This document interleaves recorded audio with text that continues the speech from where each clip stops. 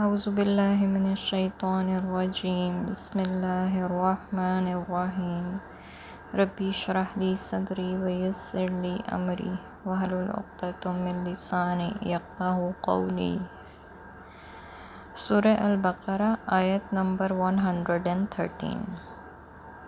وقالت اليہود لیست النصارى علی شیء وقالت النصارى لیست اليہود علی شیء۔ یہود یہ کہتے ہیں کہ عیسائیوں کے پاس کچھ نہیں، اور عیسائی یہ کہتے ہیں کہ یہودیوں کے پاس کچھ نہیں، حالانکہ وہ دونوں کتاب پڑھتے ہیں۔ یعنی یہود بھی تورات پڑھتے تھے اور انجیل بھی، اور اسی طرح نصارہ بھی، یہ دونوں کتابیں پڑھتے تھے۔ یہودی اور عیسائیوں کو اس لیے کافر سمجھتے تھے کہ انہوں نے ایک کے بجائے 3 خدا بنا رکھے تھے، اور نصارہ یہود کو اس لیے کافر سمجھتے تھے کہ وہ حضرت عیسیٰ پر ایمان نہیں لائے، حالانکہ تورات میں ان کی بشارت موجود ہے۔ ایسی ہی باتیں وہ لوگ بھی دوسروں کو کہتے ہیں جو خود کچھ نہیں جانتے۔ ان سے مراد مشرکین عرب ہیں جنہیں امی کہا جاتا ہے۔ یہ لوگ اگرچہ آخرت پر ایمان نہیں رکھتے تھے، تاہم اپنے آپ کو حضرت ابراہیم کا پیروکار سمجھتے تھے۔ نماز روزہ اپنے دستور کے مطابق بجا لاتے تھے، صدقہ خیرات کرتے تھے، حج کرتے تھے، حاجیوں کی خدمت کرتے، ان کے لیے پانی کا بندوبست کرتے۔ یہ لوگ اپنے علاوہ دوسروں کو گمراہ اور بے دین سمجھتے تھے۔ سو اللہ ہی قیامت کے دن ان باتوں کا فیصلہ کرے گا جن میں یہ اختلاف رکھتے ہیں۔ یعنی قیامت کے دن اللہ تعالیٰ سب کو بتلا دے گا کہ دین میں گمراہی کے کون کون سے امور تم نے شامل کر رکھے تھے۔ آج بحث اور مناظروں سے کوئی فرقہ بھی اپنی گمراہی تسلیم کرنے کو آمادہ نہیں ہے۔ وَمَنْ أَظْلَمُ مِمَّنْ مَنَعَ مَسَاجِدَ اللَّهِ أَنْ يُذْكَرَ فِيهَا اسْمُهُ وَسَعَىٰ فِي خَرَابِهَا۔ اس شخص سے بڑھ کر ظالم کون ہو سکتا ہے جو اللہ کی مسجدوں میں نام ذکر کرنے سے روکے اور اس کی خرابی کے در پہ ہو۔ جب نصارہ یہود پر غالب ہوئے تو انہوں نے یہود کو بیت المقدس میں داخل ہونے اور عبادت کرنے سے روک دیا، اور دور نبوی صلی اللہ علیہ وسلم میں مشرکین مکہ رسول اللہ صلی اللہ علیہ وسلم اور مسلمانوں کو کعبہ میں نماز ادا کرنے سے روکتے رہے۔ صلح حدیبیہ کے موقع پر عمرے سے روک دیا۔ اسی طرح یہ لوگ اللہ کی مساجد کی رونق اور عبادت کے بجائے ان کی بربادی کے در پہ ہوئے، اور یہ بہت بڑا ظلم ہے جو اللہ تعالیٰ کو قطعاً گوارا نہیں۔ چنانچہ فتح مکہ کے بعد مشرکین مکہ کی یہ پابندی ختم ہوئی، اور بیت المقدس کو عہد فاروقی میں مسلمانوں نے عیسائیوں سے آزاد کرا لیا۔ اللہ تعالیٰ کا اس حکم سے منشا یہ ہے کہ عبادت گاہوں کے متولی خالصتاً اللہ تعالیٰ کی عبادت کرنے والے اور اسی سے ڈرنے والے ہونے چاہئیں، تاکہ شریر لوگ اگر وہاں جائیں تو انہیں خوف ہو کہ اگر شرارت کریں گے تو سزا پائیں گے۔ لیکن جو لوگ مخلص نیت سے، جو خلوص سے عبادت کے لیے مساجد میں داخل ہوں، انہیں کسی وقت بھی مساجد میں داخل ہونے سے روکنا نہیں چاہیے، کیونکہ اللہ کی عبادات سے روکنا بہت بڑا گناہ ہے۔ انہیں تو یہ چاہیے تھا کہ مسجدوں میں اللہ سے ڈرتے ڈرتے داخل ہوتے۔ ایسے ہی لوگوں کے لیے دنیا میں رسوائی اور آخرت میں بہت بڑا عذاب ہے۔ وَلِلَّهِ الْمَشْرِقُ وَالْمَغْرِبُ۔ مشرق اور مغرب سب اللہ ہی کے ہیں، تم جدھر بھی رخ کرو گے ادھر ہی اللہ کا رخ ہے۔ حضرت عمر فاروق فرماتے ہیں کہ ایک دفعہ رسول اللہ صلی اللہ علیہ وسلم اپنی سواری پر نفل ادا کر رہے تھے، اور سواری کسی بھی سمت کو رخ کر لیتی تھی۔ آپ صلی اللہ علیہ وسلم اس وقت مکہ سے مدینہ آ رہے تھے، پھر حضرت عمر نے یہی آیت پڑھی اور فرمایا کہ یہ آیت اسی باب میں ہے۔ ایک روایت میں یہ ہے کہ ایک سفر میں صحابہ کرام رسول اللہ صلی اللہ علیہ وسلم کے ہمراہ تھے، رات اندھیری تھی، ہر ایک کو قبلہ جدھر معلوم ہوا نماز ادا کر لی اور نشان کے طور پر پتھر رکھ لیا۔ صبح کو معلوم ہوا وہ بعض لوگوں نے غلط سمت میں نماز ادا کی ہے، ان کو تردد ہوا، تب یہ آیت نازل ہوئی، اور قتادہ سے مروی ہے کہ یہ آیت منسوخ اور اس کی ناسخ آیت ہے فَوَلِّ وَجْهَكَ شَطْرَ الْمَسْجِدِ الْحَرَامِ۔ بلا شبہ اللہ بہت وسعت والا اور سب کچھ جاننے والا ہے۔ یعنی اللہ تعالیٰ تنگ نظر اور تنگ دل نہیں، بلکہ اس کی خدائی بھی وسیع، زاویہ نظر بھی وسیع، اور دائرہ فیض بھی وسیع ہے۔ لہٰذا اگر قبلے کی تلاش میں خطا ہو بھی جائے تو وہ قابل گرفت نہیں، وہ خوب جانتا ہے کہ اس کا فلاں بندہ کہاں، کس وقت اور کس نیت سے یاد کر رہا ہے۔ وقالوا اتخذ اللہ ولدا سبحانہ بل لہ ما فی السماوات والارض کل لہ قانتون۔ اہل کتاب کہتے ہیں کہ اللہ نے کسی کو بیٹا بنا لیا ہے۔ اللہ تعالیٰ ایسی باتوں سے پاک ہے، بلکہ آسمانوں اور زمین میں جو کچھ بھی ہے وہ ان سب کا مالک ہے، اور یہ سب چیزیں اس کے مطیع فرمان ہیں۔ یہود کہتے ہیں کہ عزیر اللہ کا بیٹا ہے، اور نصارہ کہتے ہیں کہ عیسیٰ بن مریم اللہ کا بیٹا ہے، اور مشرکین کہتے ہیں کہ فرشتے اللہ کی بیٹیاں ہیں۔ اس کی تردید میں اللہ تعالیٰ نے فرمایا کہ آسمانوں اور زمین میں جو کچھ ہے سب اسی کی ملکیت ہے، اور وہ ان کا مالک ہے، لہٰذا تمام اشیاء مملوک ہوئیں، اور بیٹا شریک ہوتا ہے مملوک نہیں ہوتا، لہٰذا اللہ کی اولاد ہونا ناممکن ٹھہرا۔ اور ایک حدیث صحیح قدسی میں وارد ہے کہ اللہ تعالیٰ فرماتا ہے کہ بنو آدم نے مجھے جھٹلایا اور گالی دی، اس کا جھٹلانا تو یہ ہے کہ میں اسے دوبارہ پیدا نہ کر سکوں گا، اور اس کا گالی دینا یہ ہے کہ جو اس نے میرے لیے بیوی اور بیٹا تجویز کیا۔ بدیع السماوات والارض واذا قضى امرا فانما يقول له كن فيكون۔ وہ آسمانوں اور زمین کا موجد ہے۔ بدیع کے معنی ہیں یعنی ایسی چیز کو وجود میں لانے والا جس کی پہلے کوئی نظیر موجود نہ ہو، نہ اس کا وجود موجود ہو اور نہ ہی کوئی نمونہ، اور یہ صرف اللہ تعالیٰ ہی کی ہو سکتی ہے۔ اور جب وہ کسی کام کا فیصلہ کرتا ہے تو بس اتنا کہہ دیتا ہے کہ ہو جا، تو وہ ہو جاتی ہے۔ وقال الذين لا يعلمون لولا يكلمنا الله او تأتينا آية۔ نادان لوگ یہ کہتے ہیں کہ خود اللہ تعالیٰ ہم سے کیوں کلام نہیں کرتا، یا کوئی نشانی ہمارے پاس کیوں نہیں آتی۔ یعنی اس قسم کے مطالبات جاہل لوگ کیا کرتے تھے کہ اللہ تعالیٰ خود ہمارے پاس آ کر بتائے کہ یہ واقعی میرا رسول ہے، یا کوئی ایسی واضح علامت یا معجزہ ہمیں دکھلائے جس سے ہمیں یقین آ جائے، اسی صورت میں ہم ایمان لا سکتے ہیں۔ یہ سب جہالت کی باتیں ہیں، ان میں سے اکثر ناممکن ہیں۔ پہلے لوگ بھی ایسے مطالبے کرتے رہے، اور آج بھی جاہل لوگ اسی طرح کے مطالبے کر رہے ہیں۔ ایسی ہی باتیں ان لوگوں نے بھی کہیں جو ان سے پہلے تھے۔ ان سب کے دل اور سوچ ملتی جلتی ہے، یعنی مزاج کے لحاظ سے پہلے زمانے کے گمراہوں اور ان گمراہوں میں کچھ فرق نہیں۔ ایسے جاہل لوگ ایک ہی قسم کے اعتراضات اور مطالبات پیش کرتے رہتے ہیں، اور یقین کرنے والوں کے لیے تو ہم نے نشانیاں کھول کر بیان کر ہی دی ہیں، اور جن لوگوں نے ایمان لانا ہو تو ان کے لیے تو ہماری نشانیوں کی کوئی کمی نہیں۔ ایک ایک آیت پر ان کا ایمان پختہ سے پختہ تر ہوتا چلا جاتا ہے، اور جو لوگ کفر پر اڑے رہنا چاہتے ہیں انہیں البتہ کوئی نشانی نظر نہیں آتی۔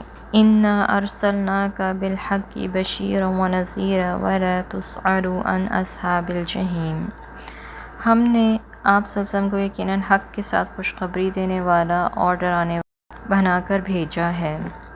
مثلاً تمہارے پاس جو رسول آیا ہے تم خود جانتے ہو کہ اس نے آج تک کبھی جھوٹ نہیں بولا، تو کیا جو شخص کسی انسان سے جھوٹ نہیں بولتا وہ اللہ پر جھوٹ تراش سکتا ہے؟ نیز تم یہ جانتے ہو کہ وہ لکھنا پڑھنا جانتا ہی نہیں، اس کا کوئی استاد بھی نہیں، پھر وہ ایسا کلام پیش کرتا ہے جس کے مقابلے میں کلام لانے سے تم سب کے سب عاجز ہو۔ تو کیا صرف یہی بات اللہ کے وجود، نبی کی نبوت اور قرآن کے کلام الہی ہونے کا واضح ثبوت نہیں؟ مگر جو شخص ماننے کا ارادہ ہی نہ رکھتا ہو، کوئی بھی نشانی سے مان لانے پر مجبور نہیں کر سکتی۔ اور اہل دوزخ سے متعلق آپ سے باز پرس نہ ہوگی، یعنی آپ صلی اللہ علیہ وسلم کا کام صرف اللہ کا پیغام بندوں تک پہنچا دینا ہے۔ اب اگر لوگ ایمان نہیں لاتے اور دوزخ کے مستحق ٹھہرتے ہیں تو اس سلسلے میں آپ صلی اللہ علیہ وسلم پر کچھ الزام نہیں۔ وَلَن تَرْضَىٰ عَنْكَ الْيَهُودُ وَلَا النَّصَارَىٰ حَتَّىٰ تَتَّبِعَ مِلَّتَهُمْ۔ اور یہود اور نصاری تو آپ صلی اللہ علیہ وسلم سے اس وقت تک کبھی خوش نہیں ہو سکتے جب تک کہ آپ ان کے دین کی پیروی نہ کرنے لگیں۔ یہاں ملت سے مراد وہ دین نہیں جو تورات میں یا انجیل میں مذکور ہے، بلکہ وہ دین ہے جس میں وہ سب خرافات بھی شامل ہیں جنہیں ان لوگوں نے دین سمجھ رکھا ہے، اور وہ رنگ ڈھنگ بھی جو یہ لوگ اختیار کیے ہوئے ہیں۔ لہٰذا انہیں خوش رکھنے کی فکر چھوڑ دیجیے، کیونکہ جب تک آپ عقائد اور اعمال کی انہی گمراہیوں میں مبتلا نہ ہو جائیں گے جن میں یہ پڑے ہوئے ہیں، اس وقت تک ان کا آپ صلی اللہ علیہ وسلم سے راضی ہونا محال ہے، یعنی مشکل ہے۔ آپ ان سے کہیے کہ ہدایت تو وہی ہے جو اللہ کی ہے۔ اللہ کی طرف سے ہدایت ہر زمانے میں اس زمانے کے تقاضوں کے مطابق ہی آتی ہے، اور وہی ہدایت ہے جو اس زمانے کا نبی لائے۔ اس دور میں اللہ کی ہدایت قرآن میں ہے، اور اسی پر سب کو ایمان لانا ضروری ہے۔ چنانچہ حضرت جابر رسول اللہ صلی اللہ علیہ وسلم سے روایت کرتے ہیں کہ حضرت عمر آپ صلی اللہ علیہ وسلم کے پاس تورات کا ایک نسخہ لے کر آئے اور کہنے لگے، یا رسول اللہ، یہ تورات کا نسخہ ہے۔ آپ صلی اللہ علیہ وسلم چپ رہے۔ حضرت عمر نے اسے پڑھنا شروع کر دیا، اور رسول اللہ صلی اللہ علیہ وسلم کا چہرہ متغیر ہوتا چلا جا رہا تھا۔ حضرت ابوبکر صدیق نے یہ صورتحال دیکھ کر حضرت عمر سے کہا، تجھے گم کرنے والیاں گم کریں، کیا تم رسول اللہ صلی اللہ علیہ وسلم کی طرف نہیں دیکھتے؟ حضرت عمر نے جب آپ صلی اللہ علیہ وسلم کے چہرے میں غصے کے آثار دیکھے تو کہنے لگے، میں اللہ سے اور اس کے رسول کے غضب سے پناہ مانگتا ہوں۔ ہم اللہ کے پروردگار ہونے پر، اسلام کے دین ہونے پر، محمد صلی اللہ علیہ وسلم کے نبی ہونے پر راضی ہوئے۔ یہ سن کر رسول اللہ صلی اللہ علیہ وسلم نے فرمایا، اس ذات کی قسم جس کے قبضے میں محمد صلی اللہ علیہ وسلم کی جان ہے، اگر موسیٰ آج موجود ہوں اور تم مجھ کو چھوڑ کر اس کی پیروی کرو تو تم گمراہ ہو جاؤ گے، اور اگر موسیٰ علیہ السلام خود زندہ ہوتے اور میری نبوت کا زمانہ پاتے تو ضرور میری پیروی کرتے۔ اور حضرت جابر ہی کی دوسری روایت کے یہ الفاظ ہیں کہ اگر حضرت موسیٰ زندہ ہوتے تو انہیں بھی میری اتباع کے علاوہ کوئی چارہ کار نہ ہوتا، اور اگر آپ علم آ جانے کے بعد ان کی خواہشات کی پیروی کریں گے تو آپ کو اللہ تعالیٰ سے بچانے والا کوئی حمایتی یا مددگار نہ ہوگا۔ یہ تنبیہ بالطریق فرض ہے، یعنی بالفرض آپ بھی ایسا کریں تو آپ کو اللہ سے کوئی بچا نہیں سکتا۔ گویا امت کو انتہائی تاکید سے آگاہ کیا جا رہا ہے کہ اگر کوئی شخص اسلام لانے کے بعد پھر سے یہودی یا عیسائی بن جائے تو اس کو اللہ کے غضب سے کوئی نہ بچا سکے گا۔ الذین آتیناہم الکتاب یتلونہ حق تلاوتہ اولئک یؤمنون بہ ومن یکفر بہ فاولئک ھم الخاسرون۔ جن لوگوں کو ہم نے کتاب دی وہ اسے اس طرح پڑھتے ہیں جیسے کہ اسے پڑھنے کا حق ہے، یہی لوگ اس قرآن پر ایمان لاتے ہیں، اور جو اس کتاب کا انکار کرتا ہے تو ایسے ہی لوگ خسارہ اٹھانے والے ہیں۔ یعنی یہودیوں میں کچھ تھوڑے سے لوگ انصاف پسند بھی تھے جو اپنی کتاب کو نیک نیتی سے پڑھتے اور سمجھتے تھے۔ ایسے ہی لوگ رسول اللہ صلی اللہ علیہ وسلم اور قرآن پر ایمان لائے، جیسے عبداللہ بن سلام اور ان کے ساتھی، اور ان کے ایمان لانے کی وجہ یہ تھی کہ وہ تورات کو غور سے اور سمجھ کر نیک نیتی سے پڑھتے تھے، اور جو لوگ تورات سے ہدایت حاصل کرنے کی بجائے اس کی تحریف یعنی تبدیل کر دیں گے اور تعویل کے در پہ ہوئے وہ گمراہ ہو گئے۔ یا بنی اسرائیل اذکروا نعمتی التی انعمت علیکم وانی فضلتکم علی العالمین۔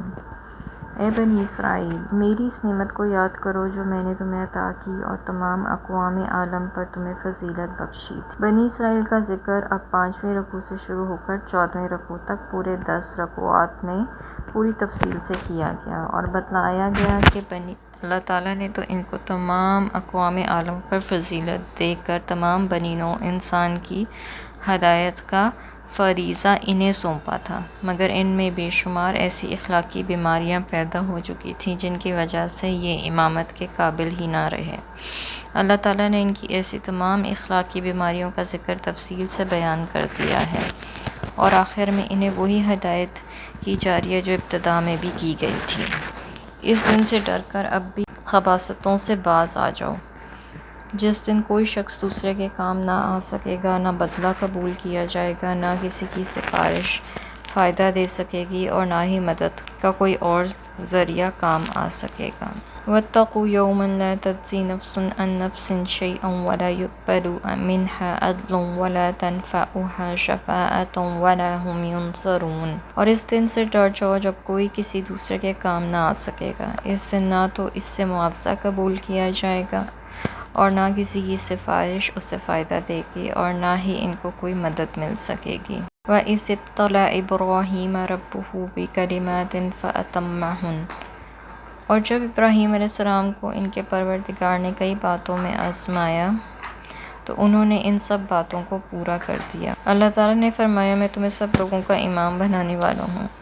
حضرت ابراہیم نے پوچھا کیا میری اولاد سے بھی یہی وعدہ ہے؟ اللہ تعالیٰ نے فرمایا ظالموں سے میرا یہ وعدہ نہیں۔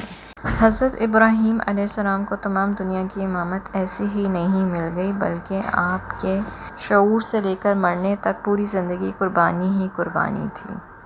دنیا میں انسان جن چیزوں سے محبت کرتا ہے ان میں سے کوئی چیز بھی ایسی نہ تھی جسے حضرت ابراہیم نے حق کی خاطر قربان نہ کیا ہو اور ان کی خاطر مصائب نہ جھیلے ہوں۔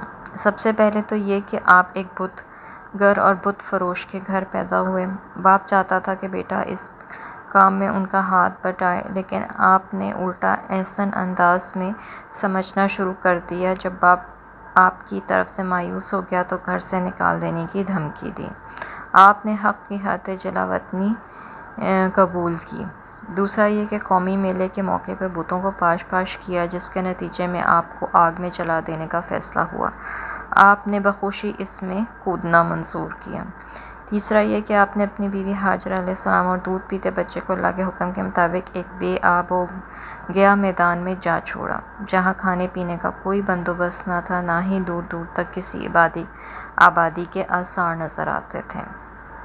چوتھا یہ کہ بوڑھی عمر میں ملے ہوئے بچے اسماعیل جب ذرا جوان ہوئے تو ان کو قربان کر دینے کا حکم ہوا تو آپ بے دریغ ہو کر اس پر آمادہ ہو گئے۔